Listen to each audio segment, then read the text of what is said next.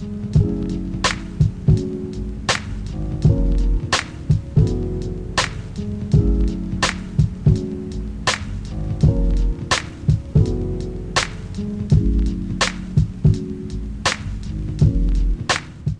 weather kind of killed us last week. It was too cold out here, so we didn't have any actual interactions out here. It was just too cold. So we got lucky. We got fortunate enough that we moved in for an hour. We were able to post up inside, and in that space, we didn't get the recording set up, but we did actually have a couple conversations with a couple students. And that was really fruitful. We ended up connecting. I ended up getting both of those students' phone numbers and just making good, really solid connections. And that is one of the reasons that we're back out here today doing the same topic as last week. One of the reasons is because in between the two events, a lot happened with ICE, and it had more reason to be discussed. And then as you can see, because the sun is in my eyes and it's causing me to squint, it's much, much better weather out here today. So far, I've had one really good conversation. A gentleman came up and told me that he asked what we were doing. I explained kind of what our mission is, and he said that he was really interested in it and appreciated it, and that he'd be excited to talk in the future on a topic that he felt more comfortable talking about, that he thought he had more to say on. So we kind of talked through what our future topics will probably be and what that would look like. He didn't feel that he knows enough about ICE, which I am getting an impression might be an actual average. I've had a couple of people have walked by and mentioned things like they don't want to talk about that, and that seems like too hot. And I think that really it might just be the case that most people just recognize how complicated this is compared to so many other topics that are discussable. And so that might be interesting to see how it plays out. I'm still hopeful that maybe today we can have about a dozen good conversations about ICE, and maybe I can learn something, and maybe we can showcase what civil discourse looks like in how it can be healthy in 2026. So that's the goal. Let's start with the basics. What's your name? Tobias. Tobias? Devin. Nice to meet you. Nice to meet you. So I think it might be those robots hate our booth. Yeah. I mean, they hate people. I see them looking towards people. Yeah? Yeah, I'm like, this is crazy. You want to be as close to the mic as you can comfortably be. You can move it. You can hold it if you want. You can take it out of the stand. Perfect. Sweet. So today we're talking about ICE, and I think maybe you have a really strong stance on ICE. Maybe you don't. It feels like it's easier. Do you have a good, clear stance on immigration? I do. Okay, so what are your views on immigration? I think immigration is good for our country. Okay. I think that immigrants bring a lot of value to just everyday living, and I think that when we live in a society that is a melting pot of a lot of different people and different cultures, that it's healthy for us. I think it's good to gain perspectives. I think I agree with everything you just said. What are your thoughts on illegal immigration? I think that the problem of illegal immigration is kind of blown out of proportion sometimes. I think that it's true that, people cross the border illegally, and I think that when it's people who aren't, doing anything wrong, I don't think that is a issue that is apparent to me. It's not something I'm really concerned about. Okay, so I'm going to just press a little bit to just kind of understand. Illegal immigration, it's called illegal because it is a crime in this country. Yeah. So is your position that it shouldn't be a crime, that we should have open borders? Or is your position that that is a crime, and if that's the only crime they committed, then we should be lenient? Yeah, I think that it is a crime, but I think if that's the only wrong thing they're doing, and they're coming here because they want to work, I don't see anything wrong with that. So do you think that there ought not be any punishment for illegal immigration in this country? Or that's my friend Lucas. Yeah, I think that the law should be a lot more lenient on immigration. Okay, so in your kind of ideal, what would the U.S. response be to illegal immigrants? Would it be deportation? Would it be what would that look like? I think that I think it should be they should be allowed to pursue their citizenship if they want to, and we should give them an opportunity to work, and we should give them an opportunity to have a life here. Okay, so something to the effect of default work visa. Yeah. Yeah. Okay. Would you stipulate that with a time frame to get their citizenship, or how would that function? Yeah, I could see that. Yeah. So if it was something, because I think it takes an average of like 7 years to get citizenship in this country. Mm-hmm. So if it was you're just coming in this country, default work visa, 7-year time limit, get a citizenship or to be deported, would that be something that you'd say that feels right? Or Yeah, I'd be comfortable with that law. cool. I think my biggest kind of concern with that would actually probably be anyone who is born in this country is a default citizen. Mm-hmm. And so I think that would end up splitting up more families. Yeah. What do you mean by that? So, say 2 people come to this country together. They're given work visas. During the time they're in here, they have 3 kids, Yeah. and then they didn't get their citizenship. So now they have to be deported, but their kids are U.S. citizens. Do you see that happening a lot? I think that is one of the primary arguments used against deporting illegal immigrants right now, is the splitting up of families. Really? Yeah. You think that the argument is that immigrants right now... Wait, what do you mean? Sorry, can you explain that again? So one of the primary arguments against deporting illegal immigrants right now is that if you're an illegal immigrant but your kid was born here, then we're splitting up the families. Yeah. And I think that's, frankly, I do think that is a very consistent problem with the deportation right now. Mm-hmm. That's anyone who is born here has the right to be here, and their parents don't necessarily have the right to be here. Yeah. And what's So- your solution to that? That's a good question. I'm not convinced I know an easy solution. I think I think my position would be it's a problem caused by a pre-existent problem. Mm-hmm. If there weren't people here illegally, then they wouldn't be having kids here either. And Right. so I think my solution to that is actually probably the opposite of what you suggested, which is stricter policy. Stricter policy. And to be clear, I'm not talking about ICE yet.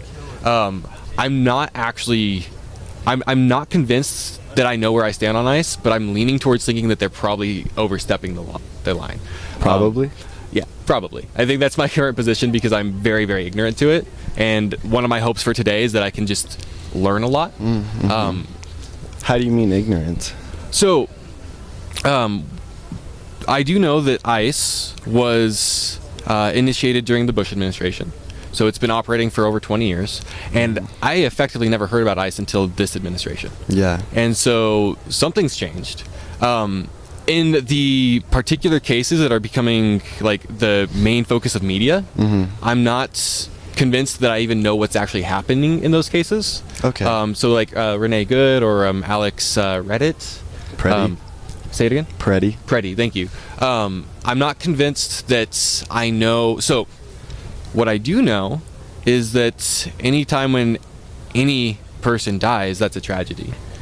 What I do know is that the altercations are muddied by the media. It makes it a lot harder to know, like, just was ICE operating legally? And then, if yes, well, it is the case that the Gestapo was operating legally, right? So just because it's legal doesn't mean it's moral. 100%. And so there's layers of questions I have. Yeah. And I do think my first level is, well, are they doing their job legally or are they breaking the law? And I think it's a big Right. one to start at. And I don't know. I think that any killing of a civilian, especially in the cases we've seen and the videos we've seen, I think that's murder. And I think that's, illegal. So if a police officer kills a civilian who is shooting at them, is that justified? I I think it depends on the circumstances, but I think that's kind of a different argument. No, it certainly is. Okay. So my position is, Two-Gun Crawley died in a shootout with FBI agents. He was in his apartment complex, and he was shot by law enforcement because he was shooting law enforcement. Yeah. And I believe that was justified. Okay. I don't like the situation, but I think that was Yeah. justified. I think that the police officers were justified in using lethal force because they were using it against lethal force. Yeah. Do you think that's fair? Yeah, I think Okay. that's fair. So this is where the court case around Renee Good is going to come in, is the fact that the officer was hit by her vehicle. And so the question is, did he have justified reason to believe his life was in danger? I don't think the cop, or I don't think the ICE agent was hit by the vehicle. Really? I think that what happened was, she was turning to drive away, and she drove. I mean, the intention was to drive by the ICE agents, and I think that in his situation, I would believe that my life was not in danger in the slightest, you know. So I think that there was no ill intention, and if you watch the video and you watch what she's saying to him, I mean, it's kind of personal for me because I'm from Minneapolis. Okay. And a lot of these videos I'm seeing are from my community. Right. So I feel very kind of emotional when I see stuff like that. But I think that no matter the situation, there was no need for him to do what he did. And I think, you know, you could say the same thing about Alex Preddy. I think that situation is way clearer. Yeah. I think between the two, I won't be surprised either way what the court says about the Renee Good case, but I don't think that.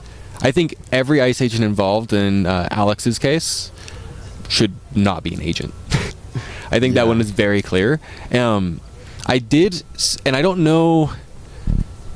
So, I did see that the agent who took his firearm accidentally fired his firearm, and that was why the other agents fired. So the first fire was a misfire because someone didn't know how to properly remove a firearm. And I think that, in my mind, would change what I would think that the crime should be from murder to manslaughter. And the difference there is just intent. Because if you think you're being shot or being shot at, then firing makes more sense. The rest of the situation didn't. Yeah, but I mean, to me, that shows that this guy's untrained. To me, when he takes out his weapon and misfires, Yes. I think that means he shouldn't be doing what he's doing. So I 100% agree with that. I think it switches the primary blame from the agent who fired to the agent who took the firearm. And I think it lessens his crime. I think it would change it from murder to manslaughter. And the difference there is just intent. Okay. I still think that every single one of those agents should not be an agent and reasonably face jail time is what I would expect is going to come out of that. Yeah. Primarily, like, it's not, as far as I know, within the rights of an officer to, like, use bludgeoning type force against someone in the fetal position. Yeah. That to me was just as big of a problem as when someone pulled the trigger. It was, you were already all breaking the law, I think. 100%. And I say this not as an expert in law, just like, police officers have the right to detain people. That's not what they were doing. Yeah. They also have the right to do what's known as crowd control. Like, pepper spray in the right setting is something that law enforcement is allowed to use on crowds. But that's still not what they were doing. And that's not what they've been doing. Yeah, and so this is really what I hope to get out of this conversation personally today. And I think I should check the timer.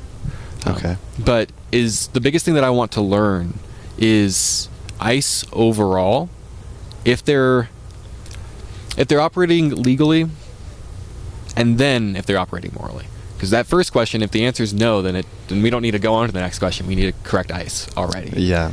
Let me check the clock real quick. Okay. Appreciate you, man. Yeah, of course. So so you told me earlier that there is a nationwide strike on college campuses today, where people are skipping because of ICE. Yeah. And there's been protests going on in Fort Collins for a while. Yeah. And then you also said that you're from Minneapolis. So I guess I am curious about you on a personal level, like how invested you are in it, how much research you've done, and you're on campus today, so yeah. I guess I got just questions on where you fit in. Well, obviously, ICE is in my community, and I can see it on a daily basis. I see people getting scared, and I see people posting stuff about staying safe. So I think that to me, ICE is nothing but fear to people I love, so I think that's inherently wrong. And I'm on campus today because I'm an engineering student. It's like I can't really skip class, but I'm going to a protest later today, up the street actually. Gotcha. Is that on college? Yeah, it's on college. Cool. Do you personally know? I'm not going to ask you if you know illegal immigrants. Do you personally know immigrants that? My parents are immigrants. Your parents are. Where did they come from? The UK. UK. Okay. So do you feel like there's any personal or familiar threats to your family or people you know and love being deported, or do you feel like the threat is just abuse by ICE that's entirely unjust even in their purpose? I think any and all. I've obviously I know people who live there and are immigrants, and there's always a fear that they might be deported, but I think also it's just purely they're violent towards people who are civilians, and they're violent towards people who really don't deserve it. They're beating up people in the streets, and they're killing people in the streets.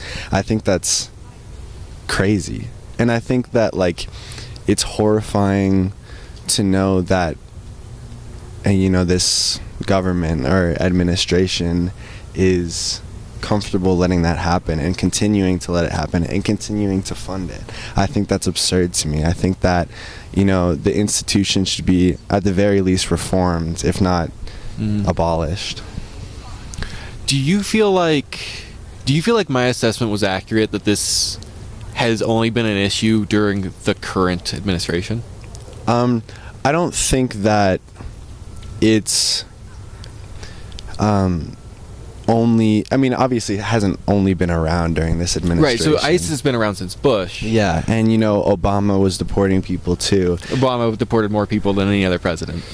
Yeah. Yeah. But Obama focused on deporting criminals. That was the primary effort and intent behind it. He's not gonna, or at least he said he wasn't going to deport people just for being illegal immigrants.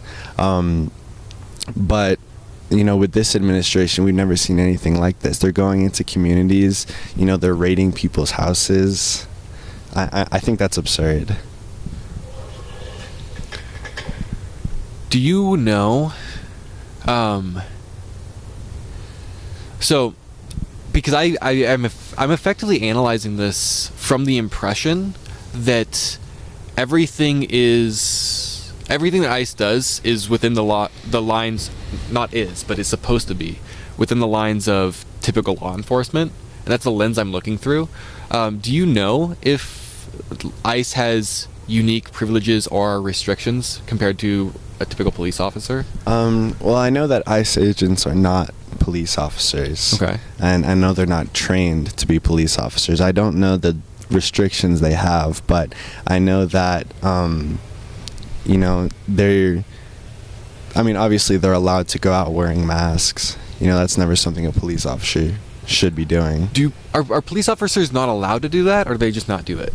I think well, I don't know, to be honest, but I think that they don't do it because it's scary. You're terrifying the community. For what purpose? Right. And so here's because I think that the lack of uniform for ICE is probably one of the most concerning things to me about ICE in general. Yeah. Use cases are use cases, but across the board, it's like I don't even know if you're an agent. Yeah. Right. So the argument is that ICE has been permitted to wear masks because ICE agents have been attacked in their homes. I don't know if that's actually true or not, but do you know anything about that argument? And I know that the argument, I'm familiar with the argument that they're wearing masks because they're getting threatened, but they're threatening people and they're killing people. I don't know. I don't really know where that line should be drawn. Right. So do you think, because under Obama, for instance, Obama deported the most illegal immigrants of any president. I assume, because that's why ICE exists, that ICE was probably the division of law enforcement that was responsible for that. Yeah. And I don't believe that ICE was making headlines every week, and I don't believe that ICE was shooting U.S. citizens every week. So to me, it feels like there has been a shift in activity. Do you think that that's warranted? Do you think I'm right in that, or do you think that no, ICE has actually always been this bad and the media just hasn't been covering it? No, I think that we haven't really seen anything like this up until now. What do you think changed? The administration, the intent, the goals. I think the profiling of people. I think that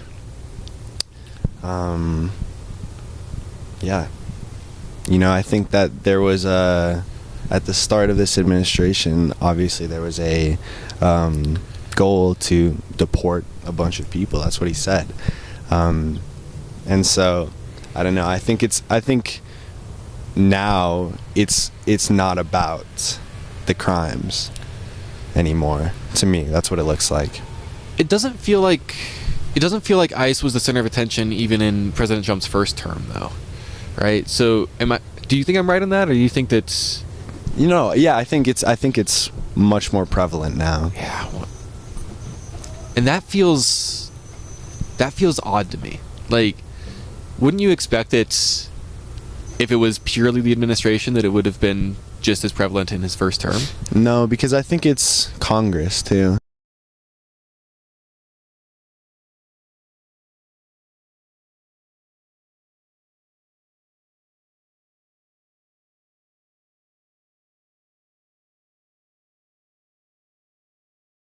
What's your name? Alex? Alex? Devin. Nice to meet you. Let's try to be a little close to the mic. Okay. You can actually grab and hold it if that makes you more comfortable. You can is that take it better? out of the stand, you can, whatever you want. Okay. Cool. So, Free Speech Ministries, we are not technically partisan. We are a bipartisan organization. Uh-huh. And our focus is on... We believe that the problem isn't the right or the left, it's that they don't know how to talk to each other. Mm-hmm. So our focus is to try to promote civil discourse. So whether or not we disagree, the hope here is that we can have a healthy dialogue around important topics like ICE. So with that being said, do you want to start just with what is your overall stance on ICE and immigration? You can be pro, con, get into as much into the weeds as you'd like. Yeah, sure. So, I'm definitely for ICE. Okay. I definitely think we do need immigration laws in this country. Basically any country, really. I think that a lot of people are being severely misled by a lot of the mainstream media in this Mm-hmm. country, which is very left-wing. I tend to have noticed that. Mm-hmm. And, just what they're saying about, especially the stuff going on in Minneapolis right now, Mm-hmm. with Renee Good and Alex Preddy, they're just a lot of the media is portraying them as like just peacefully protesting people who, you know, they never did anything, you know, they're just who are unjustly killed. But if you actually do a little bit of research into them, like especially with Alex Preddy, he was kind of violent towards them. That might hit my camera. Oh. We'll see. We'll just keep going. If it gets moved, I'll fix it. Yeah. But he was kind of agitating and violent towards them like a week before that. So that narrative basically disproves what they've been saying. So I just, you know, I encourage people to get a little bit more information before you know, make an opinion about them. That's fair.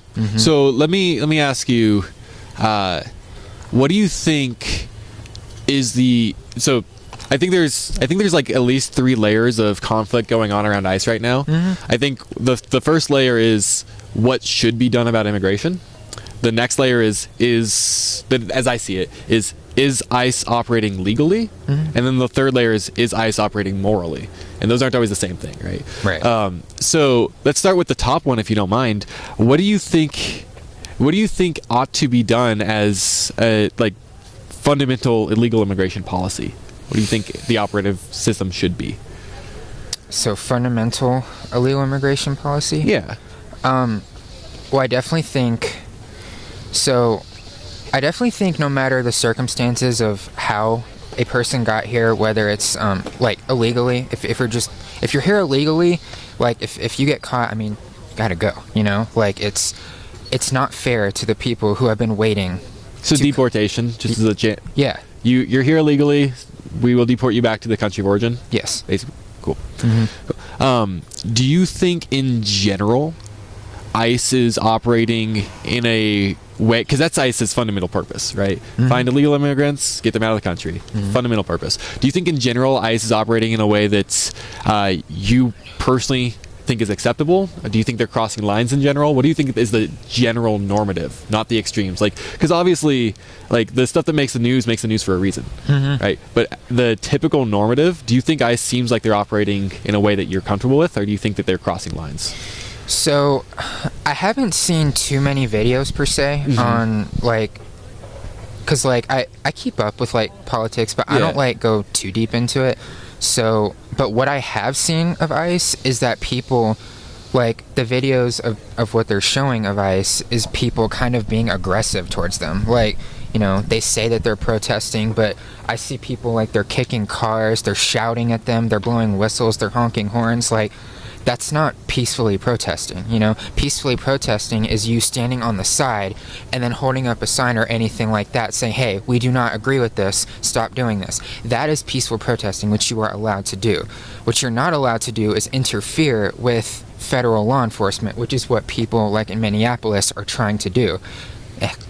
And, you know, I don't agree with that. Right. There's an ICE protest going on later today on College that's, if it goes the way that every other one has gone I've seen in this city, then it will technically be a peaceful protest. Okay. And I say that because I've seen the protests repeatedly. They're all peaceful. They're exactly as you said. They're standing on the sign. They're picketing. They're saying we have a problem with this.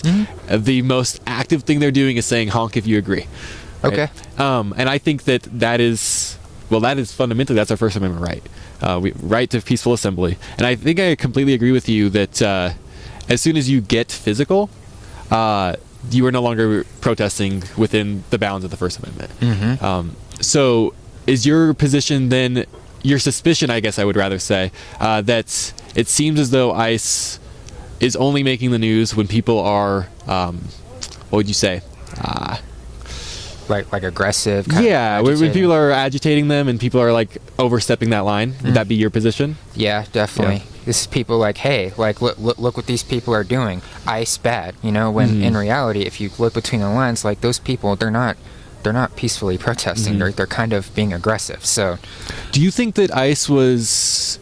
Do you think that ICE was operating within the bounds of how they should be allowed to operate in the Alex Preddy case, based on what you've seen? So.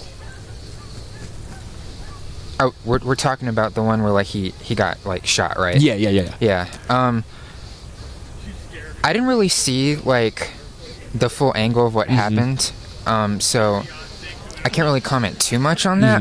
But of what I did see was, everyone just making him out to be like this peaceful, Right. protester, which a week ago he was agitating ICE, like kicking their cars and like, shouting like obscenities towards them, which he clearly wasn't. So, I can comment on that, but Right. In regards to what they did, perhaps maybe they shouldn't have like shot him 10 times, which I think was a little bit extreme, but all in all, I don't think he should have lost his life. Mhm. That was really unfortunate, and like especially Renee Good as well. But what they were doing, like,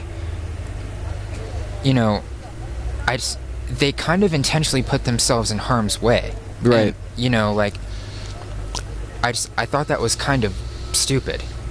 I feel like the Renee Good case is a little bit more cut and dry, as far as like the one thing you can really question ICE about is should you be in front of a vehicle? Yeah.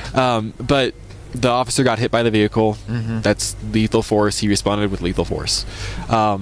He also told her to get out of her car, and she didn't listen and laid her foot on the gas. Right. So that was and, on her. And so I feel like that one's cut and dry. Obviously, it'd be nice if there was a way for that altercation to end without anyone losing their life. Of course. And I don't want to underplay that.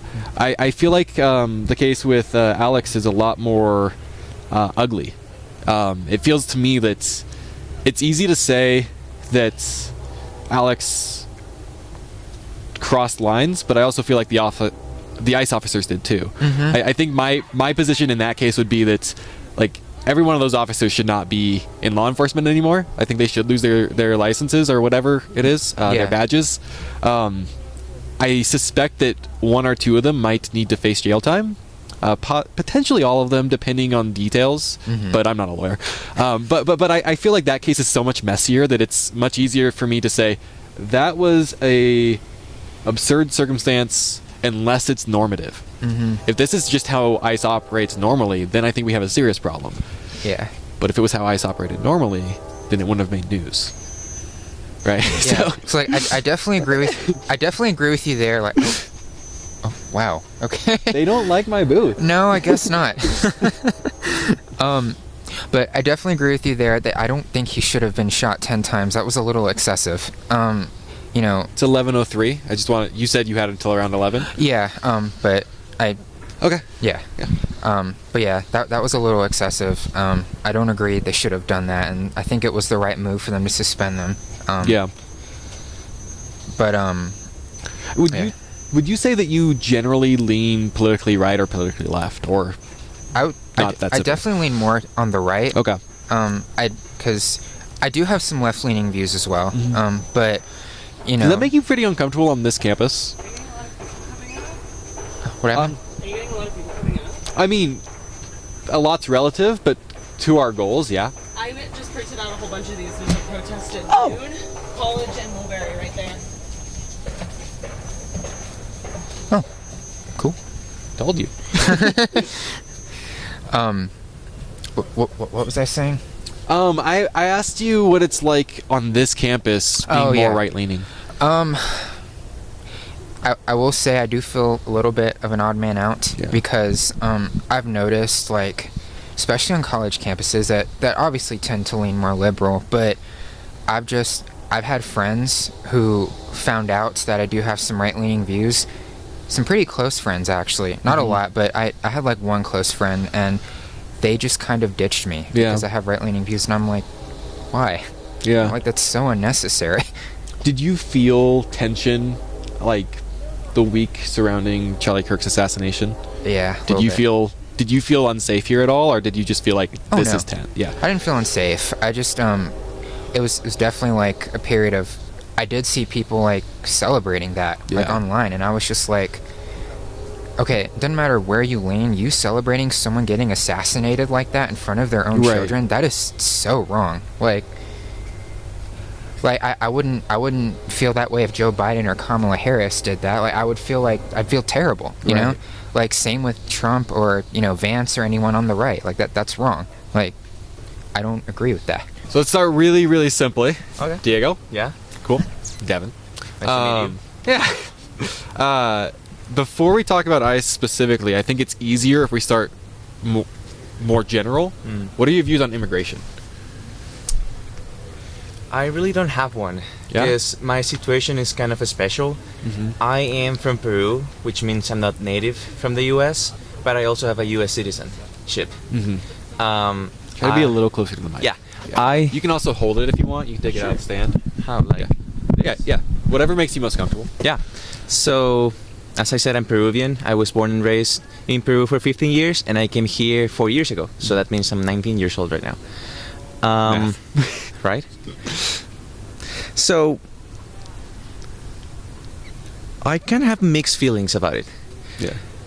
I know it's the law, and at least for me, I'm a Christian, and I know for sure that God puts the authorities on earth, and we have to follow them, only if they don't go against His God, His law. Right. But at the same time, I'm not sure how true are some of the cases that are mentioned around Yeah. in internet, Yeah. and I know those are wrong. Like the one that I heard a couple of weeks ago was someone being crashed in the car by and then like an officer was crushed and he just straight up pulled up a gun and shoot her. Another one was that now they have permits to go into the house without actually having Warrants. yes. Right. So at least from my perspective, that is interesting for sure. Yeah. I don't know what you think about it though. And so let's start. So real fundamental ideally, what do you think the U.S. stance should be on illegal immigration? So if somebody is in the country illegally, what do you think ought to be done, like idealistically? Probably a place to stay. The thing is, I don't know how to do that because the majority of people who move here without legal stands are because they are in danger, you know? They are in danger. I know people from Mexico, from different parts of South America even, that they came here in looking for safetyness. Are you familiar with asylum status? Yeah. Now that you mention it, yeah. Okay, so if somebody is coming here for their own safety, shouldn't they be eligible for asylum? They probably should be able, but the thing is, it is not efficient at all. Okay. Just to make an example, I have some friends from Peru. His whole family came here legally because Venezuelans straight up destroyed his house with bombs, and they were threatening them to kill them.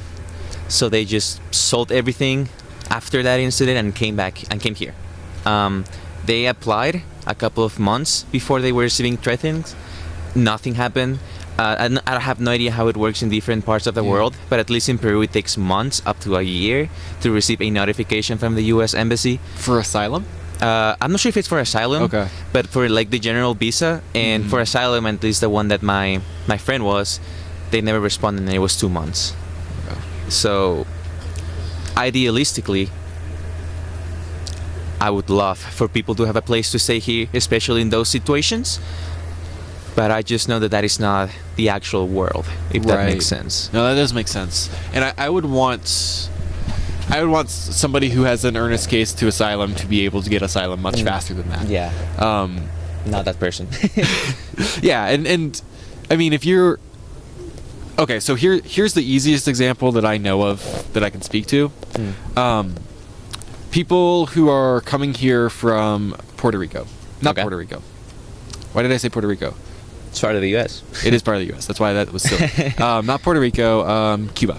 Okay. I know why I said it because they're right next to each other. But people who are coming here from Cuba, who are there are people who are building rafts and trying to get to the U.S. from Cuba and landing on Florida harbors. I believe that those people should be given asylum. Okay. They are fleeing a dictatorship, and I think that should be a very fluent and seamless process. I think asylum should be something, if we have the capacity, because if a country doesn't have the capacity to grant asylum, I don't think it's required to. But I think we do have the capacity, and so I think we should grant asylum. And so I think if you are an asylum seeker, I would want you to receive asylum from the U.S. And if you were not an asylum seeker and you are an illegal immigrant, I think I would want the U.S. to deport you. I think that would be my stance.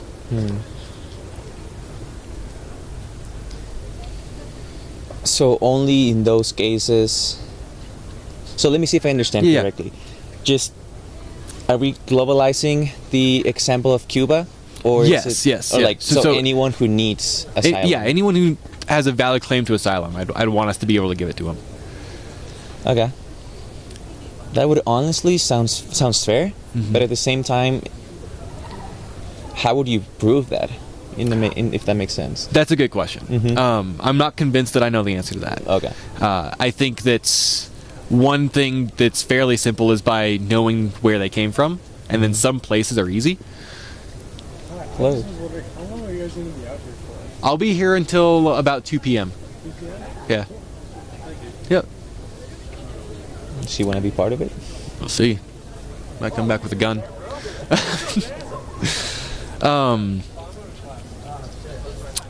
So I would say that one thing that's fairly easy is like the nature of the country you're coming from. If you're coming from a country that is a dictatorship, I think that are in an active war zone, I think that's sufficient on its own, just to know you came from a territory that is not safe. Okay. I think a good question is, okay, so what about someone who's fleeing Mexico? And then that's not as easy. That's not as cut and dry. I don't know how we'd handle that nuance. But no, not even a but. I don't know how we'd handle that nuance. I think that's a good question, and the answer to that question certainly dictates the validity of a policy like that. Yeah. Yeah. I'm just gonna finish my thoughts because I gotta go in a couple of minutes. Cool. I have mixed feelings, but most of them are sad.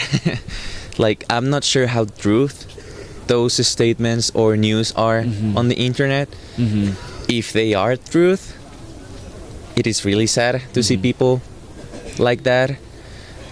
And that basically says everything about how the US is not efficient on how they treat immigrants. Yeah. And that is just sad. It's straight up sad. That hasn't been your experience, though, has it? No, I came here really easily. I am a U.S. citizen. Don't know how, but I am. So I came here when I was 15, went to high school. The process was smooth from high school to college, and yeah. So, but I can empathize with people who are going that way, especially because I know some of them and how it affects their mental health. Which is kind of like my area of study because I'm a psychology major, so I kind of put a lot of effort on learning all that stuff. So yeah, but yeah, it was nice to talk to you. Yeah, appreciate it. Yeah, thanks for taking the time. Just gonna get like. What would you do to make kind of like immediate change in like the culture that we have that is so at each other's throats in like this polarization to this point where I mean, like, there's just like this this tension that's that's explosive in like politically. Like, I mean, I'll notice that. I mean, I already said this, but like, I think when you're not having conversations, then you can't talk about anything. Like it's a bad place to be. I guess in a more like immediate way, like what change would you? Yeah, the immediate thing I would be doing, I'd be doing this. We're doing this. I think that while fixing the education system at large is going to take, it doesn't take 40 years. You have to wait 40 years. It's a long-term investment, right? Yeah. I think that if, and I'm betting, so I'm betting my life on this because I am the executive director of Free Speech Ministries. Oh, cool. And I shut down a healthy, successful business to do this. I have a 6-month-old child. Congratulations. Thank you. The reason that I went all in on this is because I think there's a really high probability that in 20 years I will either be telling my son, if I'm lucky enough to be alive, that I sat by and watched America crumble, or that I did something to try to make sure that it is a country worth living in. Like, I think we're at a pivotal time in history that matters. And so I believe that a conversation can literally change the world. Yeah. And that's a huge reason of why I want to record these conversations, is because right now, when we have this kind of dialogue, and we disagree, and we certainly disagree, but we do it civilly, then what happens is that you and I, on a personal level, learn that that's actually possible. And it's okay. And like, what I think too is like, it hasn't always been like this. Like, political disagreements did not used to cause such tension Right. between people who you care Right. about. Like, even like you'll see families will break up because of things like this. Right. And I kind of lost my train of thought. What was I saying? I lost my train of thought. So we get that, and I think all it really takes for a lot of Oh. people. Yeah, go ahead. What I was going to say is that I think putting ourselves in uncomfortable situations is becoming like less and less a thing to do, you know? And it's like, to be a good citizen, to be a better person, you need to challenge yourself, and you need to go talk to people and engage with people with tolerance Yes. that you disagree with. Yes. Because that can have actual change, and like that's, I think, like, you need to be an adult. And so I think of like in with social media too, like this filter Yep. of not being able to Yep. you know, saying whatever you want, it's like then you're creating enemies. Like, if you can get together and then you can actually solve problems. Right. I'm using my hands a lot. No, and that's actually why we. So what I was saying is that's why we record these, is because a conversation with an individual can change an individual's perspective. Yeah. Hopefully, technology will allow us to put a little dent in the culture at large. Yeah. I don't think that algorithms are too precisely tuned. Yeah. To where I don't think we're ever going to hit like mass media appeal, but I hope that we can make a dent, and I guess the fundamental belief is if 1,000 people have the same belief, then maybe something changes. Yeah. But I think this is effectively the most that I can do to try to save this country. Yeah, and I think it's, I mean, I really appreciate it. Do you want to talk about agriculture? Is that what we were? Yeah, we were going to talk about food. Totally. Yeah. So, I think, maybe we agree, food is probably one of the, I'm saying that very broadly on purpose. I'm going to start super broad. Food is one of the biggest problems that this country is facing right now. I suspect we might even mean very different things about that. Yeah. But I think that's a great intro. Do you want me to tell you what I mean? Yeah.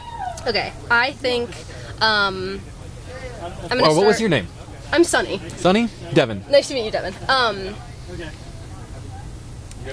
The amount that we spend on healthcare, the amount of people who are sick in this country, is ridiculous. It's insane. What? It's because of this. And then again, we look at our food. In so many ways, is making us sick, and I think that is very capitalistic. And so, when we were talking about lower income people, Yeah. I see this vicious cycle, and I see these vicious cycles of, you know, people who are poor, they stay poor, and people who are rich, they get richer. And so that's a very known thing, right? But it's like, I think of, you know... It's known as the Pareto distribution. Really? Yeah. Pareto distribution. Yeah, it's an economic law. Okay, Yeah. thank you. It's But, also often called the Matthew principle. okay, cool. Yeah. Did you study political science, or... So, in my undergrad, I majored in mathematics, I minored in statistics, Cool. and I could have also minored in economics. Nice. But I thought that felt weird. Because it feels weird to have a double minor. Yeah. But I took a lot of econ courses. Cool. Yeah, I want to take some econ courses. But okay, one of the biggest issues that I see is that, you know, low access to food, to shitty food, to food that makes you sick, to then you get into the healthcare system, it takes all your money, you stay poor. You know, here we go. That's kind of the cycle. Yeah. And so when we were talking about, and when I was like, I think ICE is this pinhead for all the problems in our, you know, immigrants, like they're the people to blame. I'm like, if we look at our national debt, right? Look at healthcare. Okay? Look at how much we've spent on healthcare, and then look, if we fixed our food system, how many people would be less sick? How many people would be getting less sick and then needing to pay less on health? You know what I'm saying? Like, that's when I'm like, okay, these are large systemic changes that obviously take a really long time, but that's what we need to start, like, that's what we need to start doing. Like, this temporary Band-Aid fix, it's not, I mean, it's horrible. but I think that's kind of what it is. It's like, oh, all your problems will be fixed because these are the people. And that's what I think is really dangerous with ICE. And it's like, it's like I see similar patterning of like, these are the people, like, this is why you're sad. This is why you're poor. Like, this. Okay, so we're getting rid of this. And I think that's interesting. So, I think I agree with almost everything you just said. Okay. I also think that I agree. So, I'm not convinced that, and I'm not sure that this is what you intended to suggest. I'm not convinced that the thing that the government's trying to keep us from looking at is our healthcare, but I do suspect that there's probably truth that whatever... What is Free Speech Ministries? Free Speech Ministries is a bipartisan organization that's entire focus is in trying to heal this country through civil discourse. We're not going to heal this country through civil discourse. Okay. But you're having a discourse right now. We're headed to civil war. I think you're right, but I think a conversation can change the world. I think we can fix that if we can talk to each other. I mean, another problem just to highlight too is like everybody's getting their news in different places. Yes. And I think that's a really hard thing too of like, I see this polarization of, because I have people who have like really close family members who have voted for Trump, and really close family members who have, voted for Kamala. Right. And I mean, thankfully, like we can still get, but it's a high sense of tension. But what I've noticed in that is that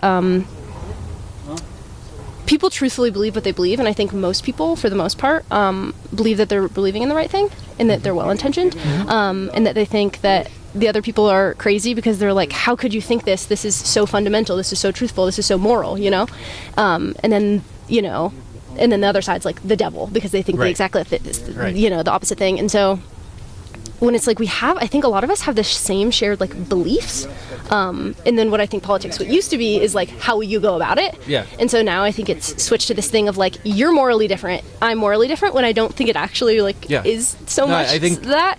And then maybe also why conversations are so hard to have with people, because it's like once you disagree on something moral, then it's like I can't talk to you as a person, I can't look at you, I can't do this and that. I think you're 100% correct. We see what that I happens. think that's you're basically just like reading the content on my website.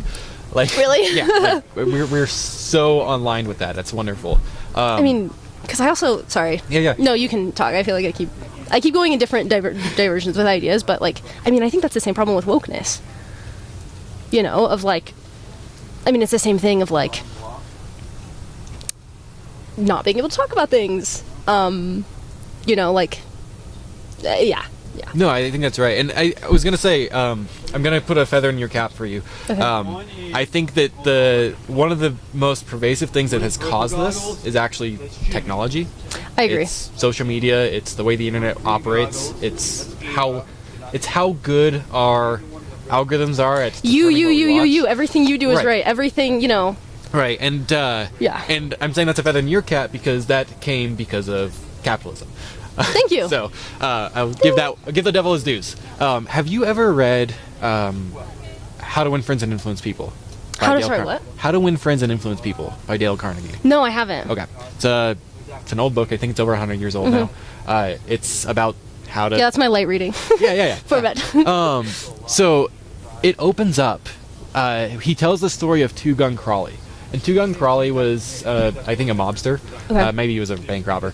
Regardless, he died in a shootout in his apartment with police officers. And Two Gun Crawley got shot and wounded, then locked the doors and wrote a death note. Wow. The note literally has his blood on it. And it opens with a phrase that's something to the effect of, to whom it may concern, let it be known that I would never do harm to anyone. He just killed officers. Yeah. And Dale opens with this story because he uses it to make the point, nobody sees themselves as a bad guy. Like, maybe some people do, but by and large, people don't actually see themselves as a bad guy. People think they're morally just. And that's true, if that's true of a murderer. Well, I think they're morally just, but I also think, I like to believe that people are inherently, it's in our nature. Well, not in our nature, but I think most of us want to do good things and help other people and like be, operate in that nature. You got like this close to saying like basic, what's it called? Enlightenment thought.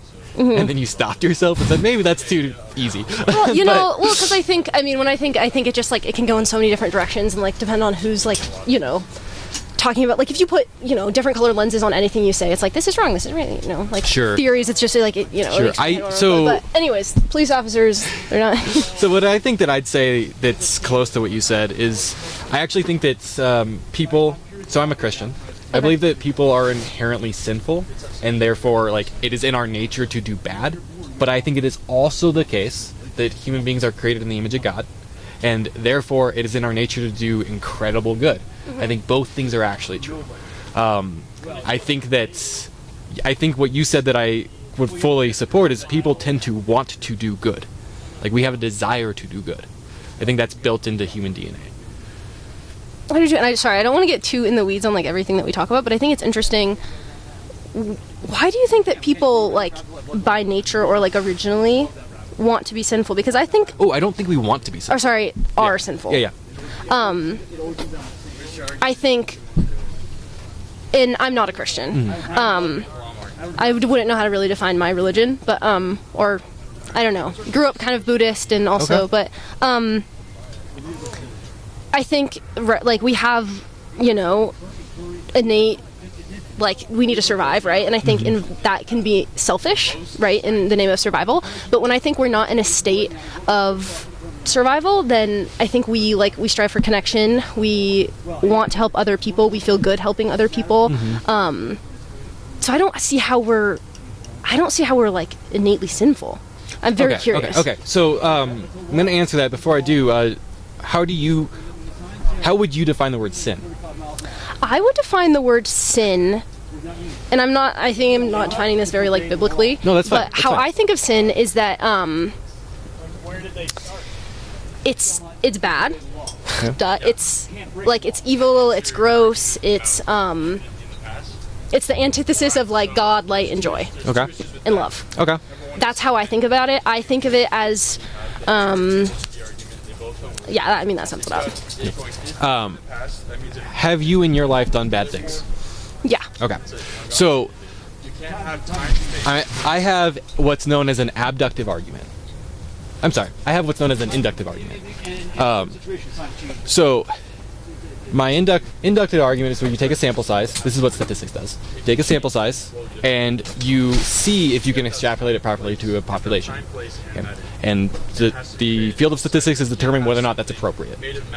So my sample size is 100% of people I've ever asked have done bad things. Does that make you inherently bad? I think if... Okay. So let me make if you allow me to make a weird caveat. Let's say... And then let's get back to agricultural. Okay. Now we're in religion. And if you allow me to make a weird caveat, let's speak about people who've lived to be at least 20 years old. Okay. Okay. If you've lived to be at least 20 years old, and there is a 100% certainty that you've done bad things, I think that means it wasn't cultural. That means that it's not education based. Just so we're on the same page. Yeah. That's why I asked you to define sin, because I decided I was going to use your definition of sin. Oh, so okay, have I done evil things? Well, you said bad, then you said evil, then you said anything that's against God. Then? So then I'm going to say I don't think bad belongs in that description. Like, Okay. Have I done selfish things? Yes. Have I done them? I would say sin. No, like. Well, I think of like sin as like very dark, like inherently like. Like awful. And so then I would say no. I don't think I have done evil things in my life. Okay. Purposefully, or even imperpurposefully. Like I don't think I have. Okay. You ever lied? No. The whole point is to try to figure stuff out. Okay. Like if we had a definitive stance, then that would also mean we weren't open to having our minds changed, which would mean we weren't operating in good faith. Okay. Right? I can tell you like my kind of personal stances, but a lot of my personal stances around I specifically are I'm trying to figure it out. It's confusing and I'm not trusting media right now. Other topics I have more definitive stances, but my stances are not free speech ministry stances. Okay. Yeah. Is Speech Ministry a local organization in Colorado? Yeah. Okay, very interesting. Your name is? Devin. Devin? Sunny. Sunny, very nice to meet you. My name is Adam. Nice to meet you, Adam. Nice to meet you. And to know, Ministries is in the name, bipartisan Christian organization. Bipartisan Christian? Yeah. Yep. Are you guys going to be here all day? Are you hosting an event? We're here until 2 today, technically, so we have been here all day. We're going to be here like every Friday, at least for the next month. Awesome. Yeah. And we'll be doing different topics. Thank you. What are you guys' names? Can I ask you a question as a Christian? And Yeah, absolutely. What is You your guys part of a club or something? view on, like, what is your stance on LGBTQ people? I think that's a long answer. I mean, it's super like, okay, what do you think, question politically? Like, you're a Christian, what do you think it should be politically? Okay. So, this is going to still be a slightly long answer, but it's not going to be as long. Go for it. So, I used to hold the stance very, very firmly that it is inappropriate for a Christian to vote their religion into politics, or into policy. I think it's a great belief. Until one day somebody pointed out to me that that was a religious belief, that I was voting into policy. Well, yeah. And so I was like, okay, fair enough. That's funny. Self-defeating beliefs are necessarily wrong. Yeah. That's like intro to logic. Yeah. So. Oh, I thought you said that belief was like written in a religion. Oh. No, okay. No. It's just a inherently so. I mean, yes, it is interestingly backward. Like. Right. Yeah. Right. It's Okay. It's self-defeating, and so this made me realize and accept. I thought it was gonna be Charlie Kirk. Sorry. Sorry, that was. It might happen eventually, but it's not going to happen with this crowd. So that made me realize that I just have to be a lot more intentional and think through all of my political views, because I don't get to have the simple not voting religion into policy. Yeah. So my general stance on I think this is the only thing that really relates to politics simply. I think there's other things that we can talk about too. Or I can specify the question if you'd like. Sure. What do you believe about gay marriage being? Yeah. That's exactly what I was going to speak to. Is I feel like that's an easy one. what's my view on marriage? It's actually very different than I think even most Christians. Okay. I don't think that the government should be involved in marriage. Period. I agree. So, given that the government has decided they're involved in marriage, I don't have a problem with gay marriage. Cool. I would say it seems to me absurd to say that someone can't be at their loved one's bedside while they're dying. Yeah. So, Sweet. now that being said, I don't think the government should be involved in marriage at all. Yeah. And if the government isn't involved in marriage, then there's no longer any benefit to marriage outside of your religion. And then I would say that I would be against gay marriage on a religious level. Yeah. But politically and looking at it, then that's not the world that we live exactly. in. So, okay. Exactly. And so I even tell people, like, I have 2 marriage certificates. I have one from my church and I have one from the state. The one from the state doesn't matter to me at all. Yeah. It is useful to me, though. Right? It's like, because For sure, there are you need utilities it to for marriage. things, yeah. Right. Okay. Interesting. Cool. That's my view on marriage. So. Yeah. Why do you ask? Because I have found some people to be hypocritical about it. Yeah. And I think some people who oppose gay marriage religiously will also oppose it politically, but then they also say that, then they say very contradictory things, and then I'm like, okay, well, it doesn't really work like that, Like, I think, and so for me, it's like, if somebody religiously opposes homosexuality, to me, I'm like, okay, I don't understand it, but I also don't care, It's not me. Right. But then when it gets into a political field, and then when those people, I like it I like that it's not hypocritical, right? Or it's like, appreciate it. Yeah. So that was my curiosity. Yeah. Appreciate it. Overall, I think that the church in America has done a terrible job discussing this topic. Yeah. I think, okay, it is unavoidable that Christianity says that homosexuality is sinful. Why? I don't know. And I'm happy to speak more to that in a second. But I'll give you my honest answer. I don't understand. So this is a curiosity of like religion because I don't understand Christianity at all. Okay. You know, it's like you're referencing a book that was written how many years ago? Oh, it depends on which part. More than decades and decades ago. Okay, easiest answer, at least 1900 years ago. Yeah, great. So the specifics don't matter. So then, to me, and I'm definitely open to changing my idea about this, but it seems to me very fairy tale like, and like it's like telephoned through generations, and now we're here, and I think religion, I see Christianity sometimes is like trying to make sense of an absurd world, and I think when people talk about God as a person, he talks about rules, I'm like, to me it's, it's akin to Santa Claus. So let me ask you, I think you're going to be able to track this. Let me ask you a hypothetical. Great.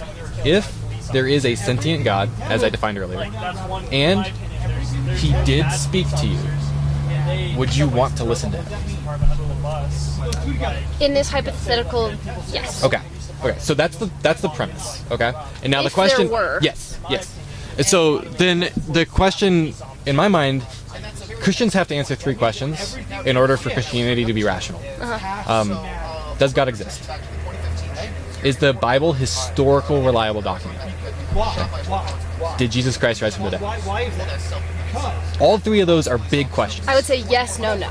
Okay. So you believe God exists? I don't believe God is in Jesus Christ. I believe God is, I believe God that is in with all of us. I think God is love. I think God is nature. I think God is beauty, goodness, and life, and like the heart and goodness of life. So I wonder if we define love the same way, but if we do, then we actually believe the same thing about that, because God is love is scripture. Yeah, I believe God is love. But I think more so, love is God. So I think I see it in a different way. I don't think that God is like somewhere waiting for me to die and opening gates. It's not that animated to me. I think in why Christians, and this is why I think it's just a little funny, because it's like, to me, I think you're not accepting that you don't understand something. I think God can be left as like this unveiled thing of like, it exists, but you don't know how, you don't know why. You can try to listen and you can try to understand and you can make good choices, but don't make good choices under this, like, he told me to do this, so then I do this. But you said you would if you did. If there were. Yes, right. Yes, but then if he were to tell me something, would I hear it? Would I? Right. So then I think that goes to like belief, right? I think you and I experience God in the same way. I think we interpret it very differently. Yes, I hear God. I hear like, I don't think it's actually hearing something, but like, take care of people around you, take care of yourself, like feel joy, do good things, help others, take care of the environment, like stewardship of, take responsibility, like do what you can, like do the best that you can do. Like that's what I think I kind of spit on you a little bit. Like that's what I register, that's what I hear, but I'm not hearing that from someone. It's like this kind of like internal knowing, and like my belief like is like I think that we're all God, and I think nature is all God, and so I think we're kind of just like one organism of it. So that's mine, but like I think so that's what God is to me. Okay. So that's, I guess I am hearing something from a sentient being, and I am listening. Okay. So the reason that Christians follow the scriptures is based on the belief that they are the Word of God, right? So, as far as a historical, reliable document goes, it's important to understand what that means. So I'm not claiming, when I say that the Bible is a historically reliable document, I'm not claiming that everything that it says is necessarily true. I'm claiming that it has been preserved and it's an account of history. Okay? So, to answer that question properly, you think like a historian. And so, historians have things they will look at to evaluate ancient texts to see how reliable it is. One of the things they care most about is how many copies do we have. Okay? So, for instance, you can get a PhD in Socratic thinking. Do you know how many documents we have from Socrates? Many. Oh, none. Absolutely none. Everything we think we know about Socrates, we got from Plato. That's interesting. Yeah. Pretty much everything we got from Plato. So nothing from Socrates. Another example, the Greek Iliad. But I'm like, okay, sorry, this might be a little immature, but like, sure you can get a degree in it, but it's also. Oh, thank you so much. It is a little bit of a game of telephone, Like, I don't think you can't really know. Like, I mean, you can get a lot of evidence. Okay, as I'm saying this, it sounds a little immature, but like, it's a lot to bank on. Okay. So my point was Socrates doesn't have any source text. Okay? Yeah. Historians care a lot about number of copies. The more copies you have, and then how close The they more are to the reliable original. it is. Exactly.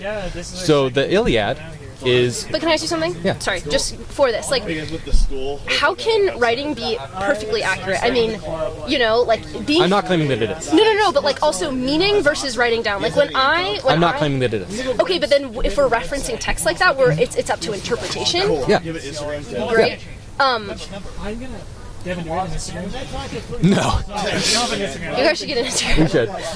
Interpretation can take things very far, and Yeah, absolutely. like. Oh, it is. I don't think it's as clear cut. I guess that's really cool. Is I what I'm never saying. And I claimed it don't is. think. And I don't. Yeah. Okay. You didn't say that. Yeah. Yeah. It's just a little. It's a little. Yeah. Okay. Keep going. Yeah, I'm sorry. okay. Keep interrupting. Like, everything that you're asking or that you're referencing is valid and irrelevant if it's not reliable. Like, we need to know that's a reliable document first. Okay, so there's an order of operations here. Okay. Okay, cool. So, my example was the Iliad. The Iliad is known as one of the best examples of a historically preserved document we have from antiquity. Okay. So with that premise and knowing Socrates had 0, any guesses on how many copies we have of the Iliad? I was gonna say many. I'm gonna say many. We have many. Okay. Yeah. We have 643, which is pretty cool. Also, the earliest copy we have is only 500 years removed from the original, which, as far as history is concerned, is not a very long time. Yeah. So the Iliad is a fantastic example. Yeah. Sometimes you might hear people misquote and say we have 1,000 copies of the Iliad, but they're combining the Iliad with the Odyssey. Okay. Sorry. I'll get lost in the Cool. the details. So the New Testament, the biblical New Testament, we have over 25,000 copies. The earliest of which are only 70 years removed from the originals. So the New Testament, not the Old Testament, the New Testament is the most historically reliable document in existence. That's really interesting. So a historian would say, yes, this is absolutely a reliable document, which is independent of saying anything about what it says. I guess what I'm thinking is, with that document, and I don't know what it says, right? But again, with what I'm saying is like describing what's going on and what you're meaning, and all the nuances that go with that. Yes. Okay. Yeah. I think the interpretation of like, okay, we take this and this is Christianity. This is what it means. Like, this is the strict, and not everybody, right? But like, these are the rules. These are the tenets of Christianity. Yeah. How is what this is describing, right? And it was so long ago, not my belief of religion, I mean, to an extent, right? Yeah. But like, what we have built is a lot on, and I don't think like the tenets of Christianity or like what Christianity is saying is bad. I mean, I'm not gonna get too lost in the sauce, but have a creator. Having somebody to call it the creator. Yeah, so there's interpretation. There's plenty that is open to interpretation. There's plenty that I don't think anybody would really pretend that they fully understand. I think most theologians would admit they're trying to figure it out right now.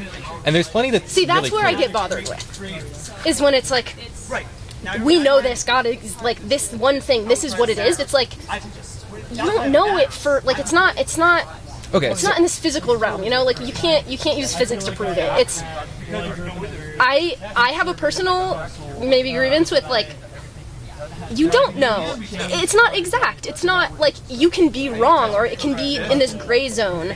And so when Christianity then like makes these rules and then drives a lot of things and is like so ingrained in like all of our culture, see, that's when I have a problem with that. So we don't live our lives based on proof. Like, you don't know that I'm in front of you right now. right? We live our life based on reasonable evidence. So the question is more, is there reasonable evidence? Okay. Okay. So I think the evidence for Christianity is so overwhelming that it's unreasonable not to be a Christian. And I say that as someone who came to a Christian while I was in college. Interesting. Okay. I studied the evidence for about 5 years. And I became a Christian because the evidence compelled me. I would love to look into this because this has actually given me a little bit more insight on Christianity. Because, like, again, I mean, I haven't really talked to anybody enough about it. Of like, Sure. why do you? Because my question is, like, why do you believe in a physical God who looks a certain way? You know what I'm saying? I don't believe he looks a certain way. Yeah. Okay. So God incarnate as Jesus Christ. This is super confusing. Okay. God incarnate Sorry. as Jesus Christ. Yes, Jesus looked a certain way. He was not white. But God the Father, before he incarnate, we don't know. He doesn't look anyway. He Yeah. doesn't have a physical body. Yeah. So he doesn't look a certain way. Okay. See, this is when I'm a little bit more on board. Interesting.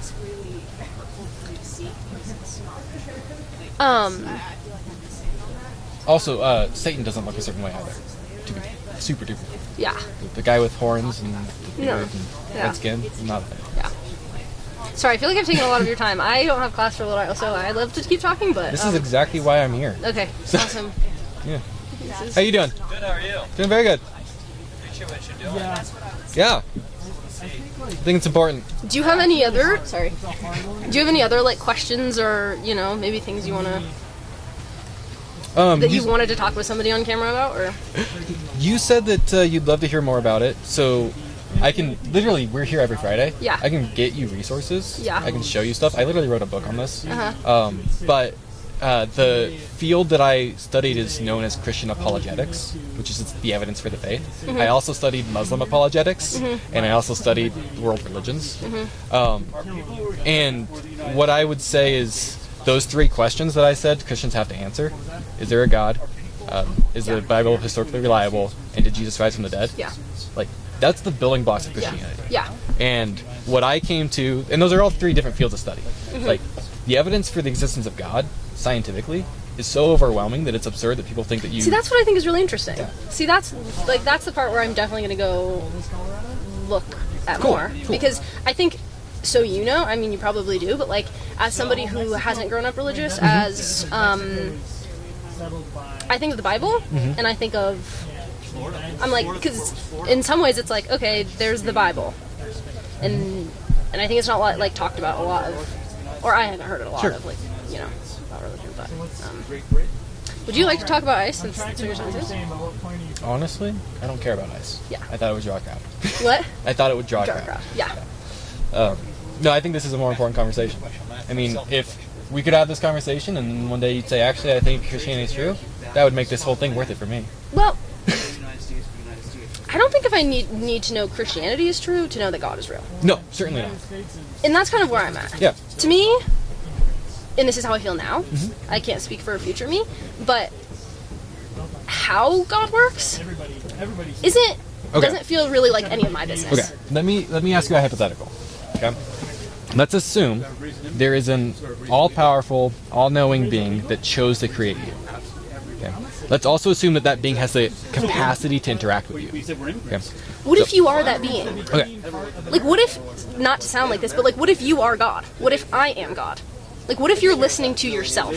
Like, what if that's what your consciousness is? Like, you have God in your consciousness, but you are God. I don't think that's actually wildly different than the brain in a vat hypothesis. And actually, this is what Descartes said. When Descartes said, "I think, therefore I am." What people don't know is that from that single premise, he built the necessity that God exists, because it logically follows if you're the only sentient thing in all of existence. In fact, if you're the only thing in all of existence, then you created all of this, and you're God. We created all of this. So to deny exactly reasonable evidence. I think that healthcare and I think food I think they're very closely tied. And lack of education around that. Yeah. See, the interplay is huge, obviously, and so like that's where I also think that we're having problems because we can't. There's too many things. There's too many things to understand how to piece together, right? Like, I think that's fair. You know, and I mean, that's where I think maybe it's like sometimes I hear of conspiracies and like, you know, like these sinful people of like, this is corrupt, like it's one person at the top doing this, right? It's like, what if it is just that there's too many things? I think that's more reasonable. It's more reasonable to me. And so then it's like, okay, so then what do we do in that situation? And then I keep pulling religion in, but then like I think about it, it's like, well, if we could all act under the intentions of love, there's going to be so much less collateral damage. And so capitalism, to me... the core philosophy of Christianity right there. Yeah, but I mean... But can you say that Christianity has, under the name of Christianity, things have, like, war gets tied into, like... Humans are sinful.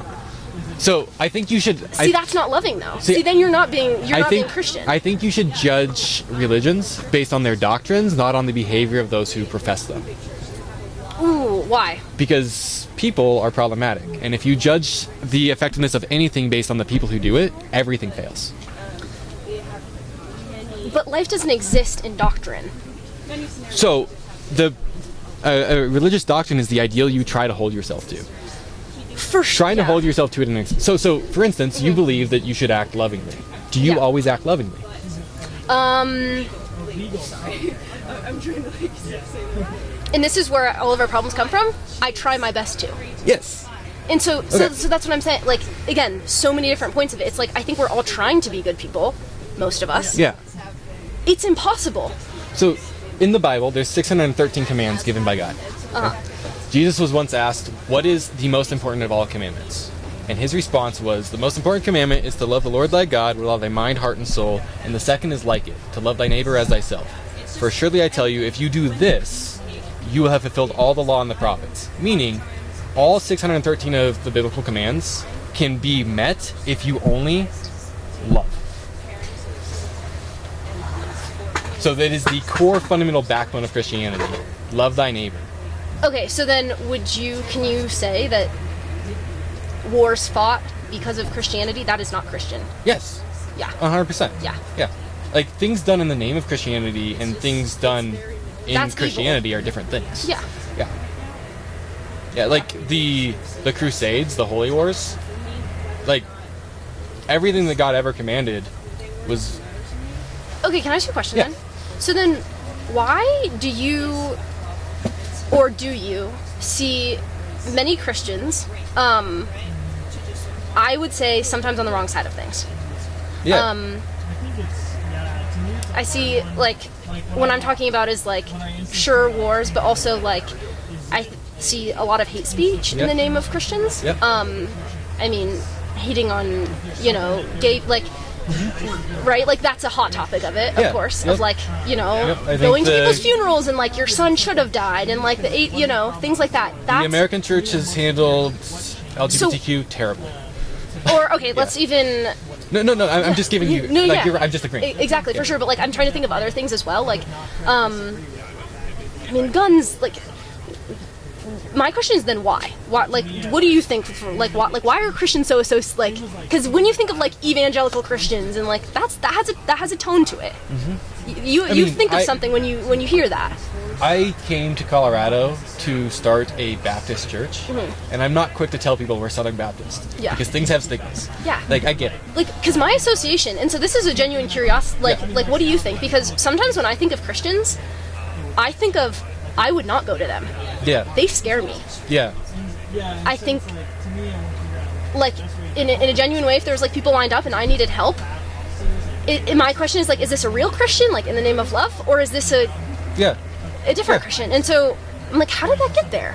Yeah. You know, like, well, what do you think? I think I have two basic answers. I don't think you're going to like either of them. Okay.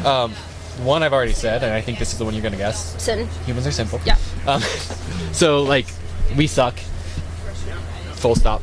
The other one is, I think that, how do I word this?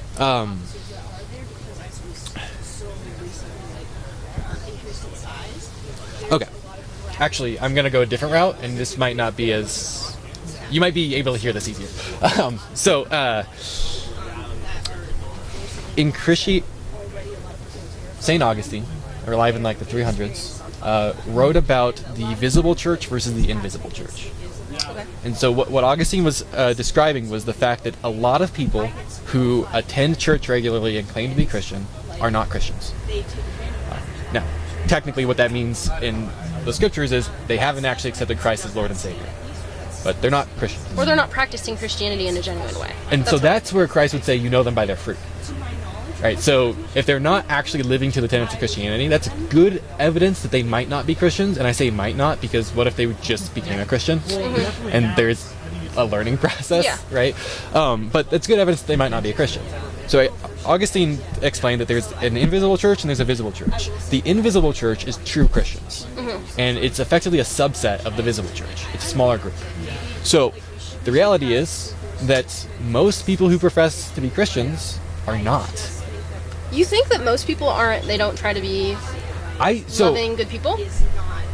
I think that most people haven't truly accepted Christ, because that's what it takes to be a Christian.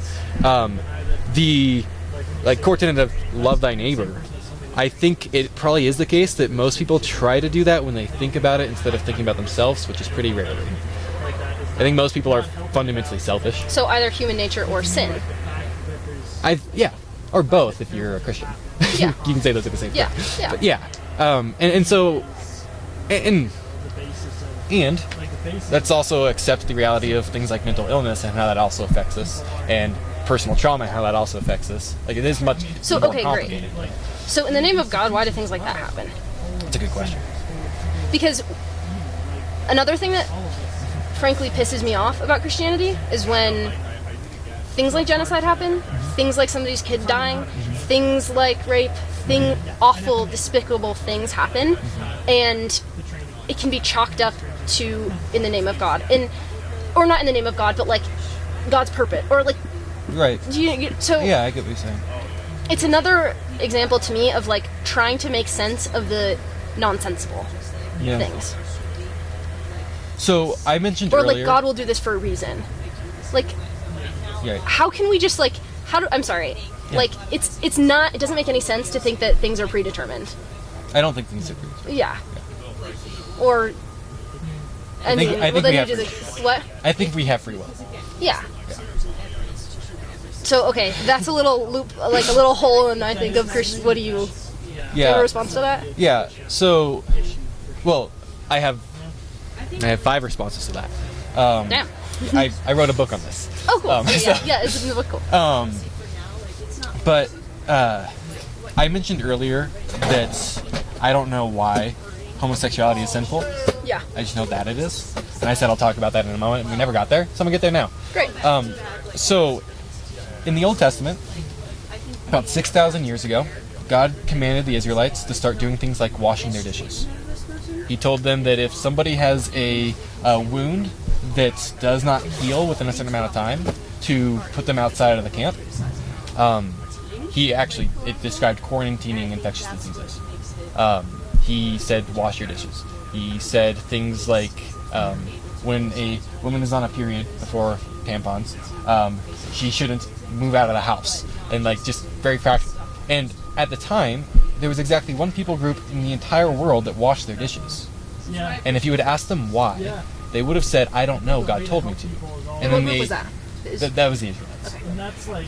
And then, fast forward to the 1800s when we discovered germs. And now we know why you wash your dishes. Yeah. So, God has a pattern, has a history of having given commands to people that we did not understand, but his people followed obediently and eventually learned that they actually were good for us. Now, does that mean that we're going to learn why every command was given? No. Also. But can I say that in the different view of, sure, maybe we are God, right? Human beings, when you eat food and it's bad, and you eat it and you get sick, if you smell that food, you won't eat it again. I don't mean to butt in. What's your name? I'm Henry. Some things Nice to meet you guys. We know. It's an inherent knowing. Like, intuition is very real. Is intuition God? I can tell you what the scriptures say on that. What do they say? I'm curious. The scriptures say that you were made in his image, which means that you have something naturally divine about you. And, but that's what I'm saying. Is that God telling you? And that God wrote the moral law on your heart.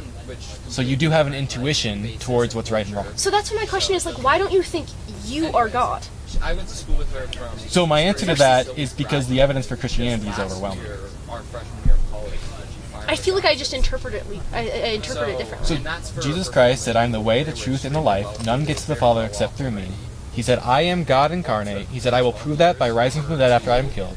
He died on a cross, and then he rose from the dead. Have you heard of Abraham Hicks? I think that's No. where, like, Okay. I agree. Like, I think that is. Excuse me if I butchered this a little bit. Okay. If you're coming in But illegally, then you're already now I'm actually remembering, because I've said, like, why don't you think you are God? That my idea is a little influenced. So the Course of Miracles is actually what it's called. Are you aware of that? The Course of Miracles. It's called the Course of Miracles. It's a different kind of, like, religious thinking. Okay. His idea or belief is that with the, I don't know if it's the Testament, but sure, let's go back to the dishes time period. What time period was like Jesus talking to people, like writing these things? 2,000 years ago. 2,000 years ago, Jesus wrote, or Jesus was alive preaching. The Old Testament, when I mentioned them washing the dishes, that was about 6,000 years ago. Okay. So the writings of the Bible span about a 4,000 year time. 6,000 and then 2,000? Yeah. 6,000 years ago for dishes, 2,000 For Jesus for walking Jesus. around. Okay. So Jesus is the physical embodiment of Christ. Is that correct? Yes. Of God. Okay. Yes. So what Abraham Hicks says is that Jesus was telling everybody that they have the power, they are divine, they can do things with their mind, they can create their reality, they can be loving, they can do things, and so that was actually a different view of it. It's like that evidence, the overwhelming evidence, and again, I would like to look at it and but it was a different interpretation of, he's not telling you that I'm like, listen to me and like follow this and then but like, you have this power, you have this power, you have this power. So I have heard this basic line of reasoning before. Okay, cool. And I think that, and I'm not familiar with Abraham Hicks, Okay. but I've heard this sentiment, and I think that so I want to give the devil his dues. I want to give him credence everywhere I can. There is something going on in Christ's teachings that showcases that human beings in general have way more power than we think. And I mean that in the mystical sense. And I agree with that fully. And that's kind of where I'm coming from, of like, we don't understand what we can do. So in modern science, we say, oh, that's just a placebo. Do you recognize what a placebo is? Do you recognize what a placebo is? Thank you. Yes. And Christ leaned into this. There were several times when people came to Christ for healing, and his response was, "Your faith has made you well." There are instances. So one of the most dramatic instances in the story of Christ is during his ministry. He was walking on water. This is a famous story. People like to say Christ walked on water, and nobody ever remembers that he wasn't the only person who walked on water, because the apostle Peter, one of his followers, called out to him and said, "Lord, if it's really you, say that I can come to you, and I will come to you." So it's a believing. So basically that's what it is. So I mean, listen, like, religion is believing. Sure. You know, so like what that is, and I feel like, or believing is religion. So I think by believing, this is my theory, and then I'll let you finish, sorry, but like by believing in God, right, it's like kind of giving you permission to do what you can do, right? It makes it rash. Like, we have to, like, I feel like we have to think of things in a certain way to make them happen, instead of like accepting that it doesn't make any sense. I think that might be right, the way you just said that. So I say that to give Abraham Hicks his dues. Christ also explicitly said, "None comes to the Father except through me." He said he is the only way. So, but then I'm like, how can we like look at? What did he write that in? The Testament? Bible? Oh, Jesus didn't write it. He spoke it. His disciples wrote it. So yeah, that would be in the Gospels. In the Gospels? Okay. Yeah. Not, like you said, not everything written in the Bible is completely accurate. Did you say that? I wouldn't say that like that. Okay. So, What did you say? Because I don't want to misquote. Yeah, the Bible is a historically reliable document, which is different than saying whether or not the events happened. Great. How can we pinpoint one thing and say, oh, okay, well, it's disproven because this? Like, can we take certain things from Christianity, or certain things that God said, or, right? But some things, like, you can't just, like, shut down a theory just because one thing, because God, you have to go through me to get this, right? Like, I don't think we can disprove certain things just because one line. It just, that doesn't make any sense, you know? Like, So, My Do contention. you understand what I'm saying? I think so. Okay. I think so.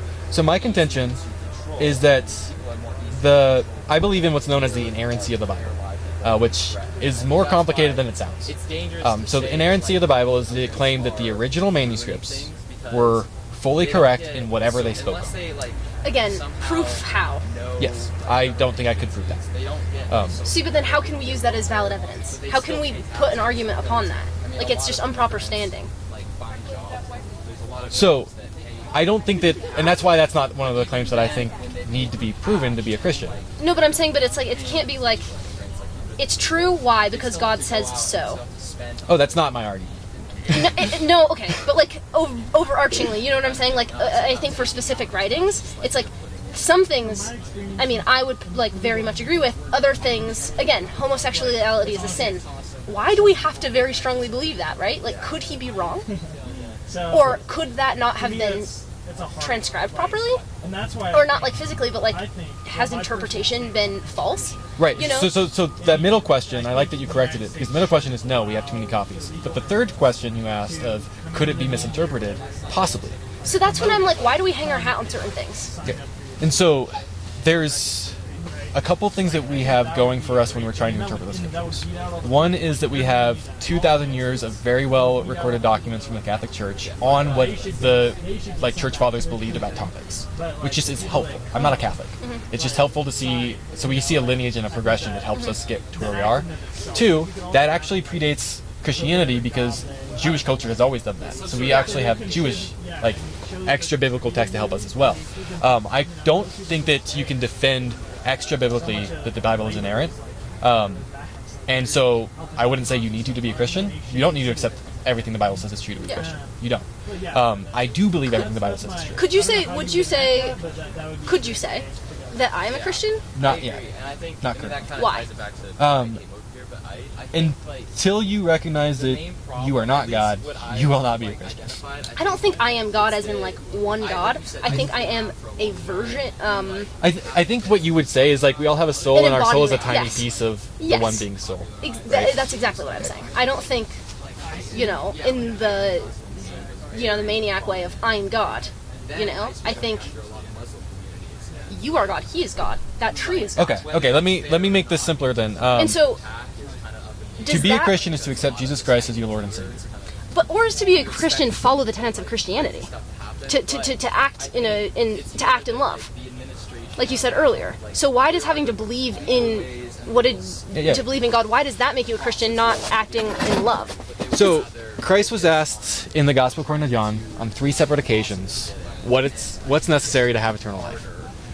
In all 3 cases, he gave the same answer. One of them is the most famous verse in the Bible. You might know it. It's John 3:16. For God so loved the world that he gave his only Son, that whoever believes in him shall not perish, but have eternal life. Okay. That's one. Second one was in John 5:24, where Christ says, he who hears my word and believes in he whom he sent, talking about himself, shall not perish, but has crossed over to eternal life. John 6:29, Jesus is asked, what works are necessary to enter the kingdom of God? And his response is, the only work of the Lord is that you believe in he whom he sent.